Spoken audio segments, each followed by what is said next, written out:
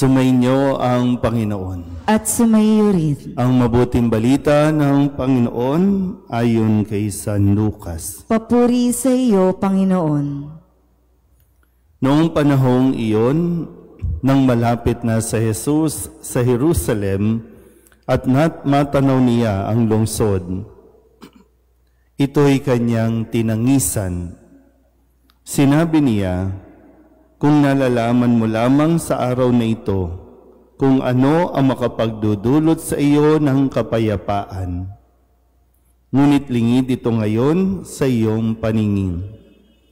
Sapagkat darating ang mga araw na paliligiran ka ng kuta ng iyong mga kaaway, kukubkubin at gigipitin sa magkabi-kabila. Wawasakin kanila at lilipulin ang mga anak mo sa loob ng iyong muog. At ni isang batoy, wala silang iiwan sa ibabaw ng kapwa bato. Sapagkat hindi mo pinansin ang pagdating ng Diyos upang iligtas ka. Ang mabuting balita ng Panginoon. Pinupuri ka namin, Panginoong Hesukristo. Isang magandang umaga po sa inyong lahat. Ngayon po ay Huwebes ng ika-33 linggo sa karaniwang panahon. At sa ating pong Ebanghelyo, maganda po na mapagnilayan natin ang mga sinabi ni Jesus sa ating Ebanghelyo nang siya po ay papunta na sa Jerusalem at makita niya ang Jerusalem. Ang lugar pong ito ng Jerusalem sa kasaysayan ay maraming sumakop at maraming ilang beses na ring ginera o ano ba, yung mga pinatumba itong mga muog no, ng Jerusalem dahil nga marami pa noon ang nakikipag-away, nakikipaggera para lamang masakop no, ang bayang ito ng Jerusalem. Kung kaya, pagdating ni Jesus doon, sabi dito, tinangisan niya ang lugar na ito at sinabing, kung nalalaman mo lamang sa araw na ito kung ano ang makapagdudulot sa iyo ng kapayapaan. Kapayapaan, pag sinabing kapayapaan, yung talagang malaya ka.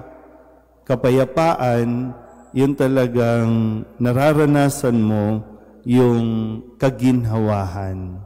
So, sabi ni Jesus, kung nalalaman mo lang kung ano ang makapagdudulot sa iyo ng kapayapaan.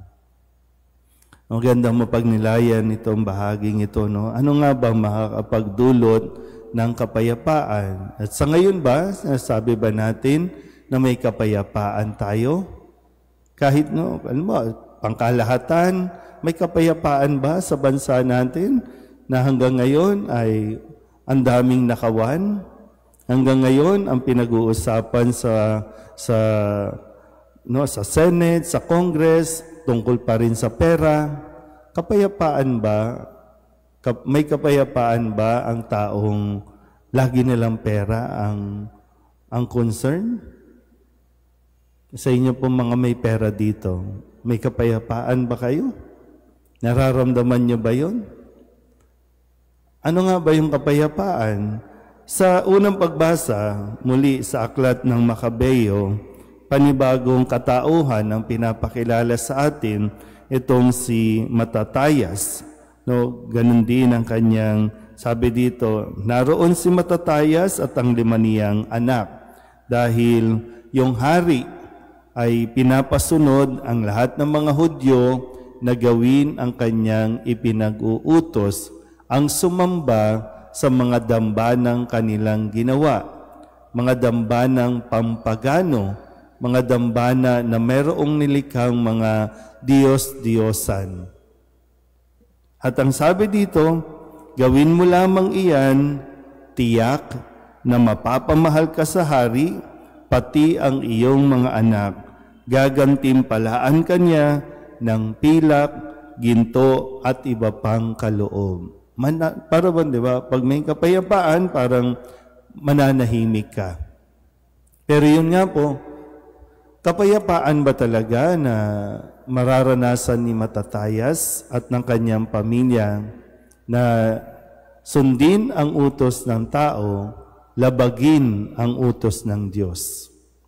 So dito po, ang pinapaalala sa atin, ang tunay na kapayapaan na hinahanap natin, mangyayari lamang at mararanasan natin kung tayo po ay nakakasunod sa utos ng Diyos.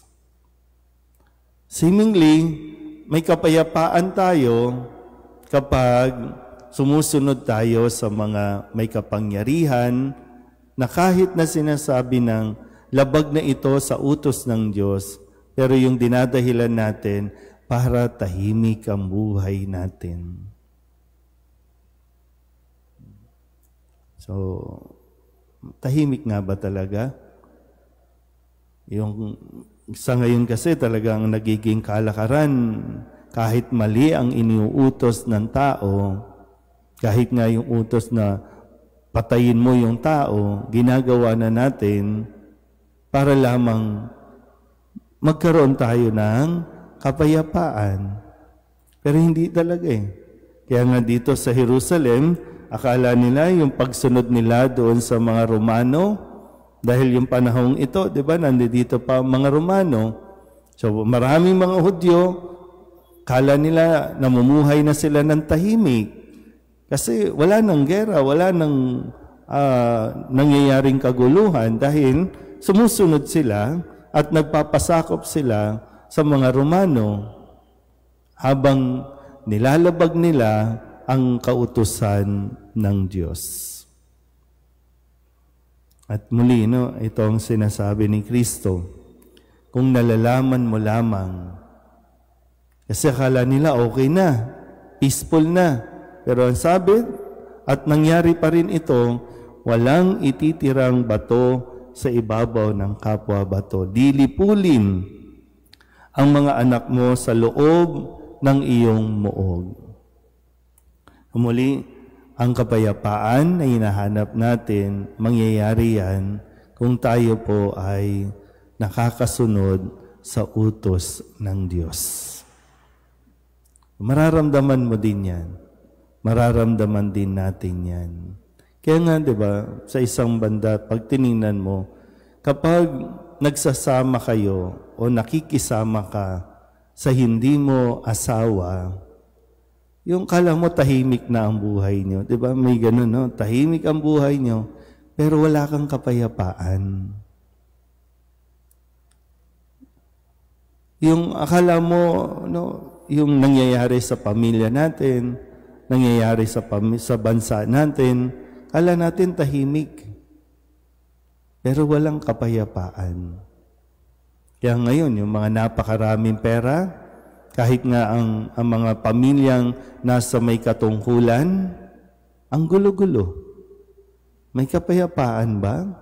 Sa kabila ng estado nila sa buhay, mayayaman, bilyon-bilyon, yun nga lang, di ba? May bilyon ka, hindi mo ma-declare. Tago ka ng tago, isip ka ng isip para hindi makita yung yaman mo. May kapayapaan ba? Yan. Kaya muli, sabi ni Kristo, kung nalalaman mo lang kung ano ang tunay na makapagdudulot sa iyo ng kapayapaan. Kaya lawakan natin ang ating pag-unawa, ang ating pagtingin. Mas maganda yung perspective, di ba? Yung perspective, tingnan mo, baka nandito lang, baka limitado lang yung tingin mo sa buhay na ito lang makakapagpasaya sa iyo. Kaya pinangahawakan mo ito. Pero kung lalakihan mo, baka mas makita mo na meron pa palang makapagdudulot sa iyo ng tunay na kapayapaan. Amen?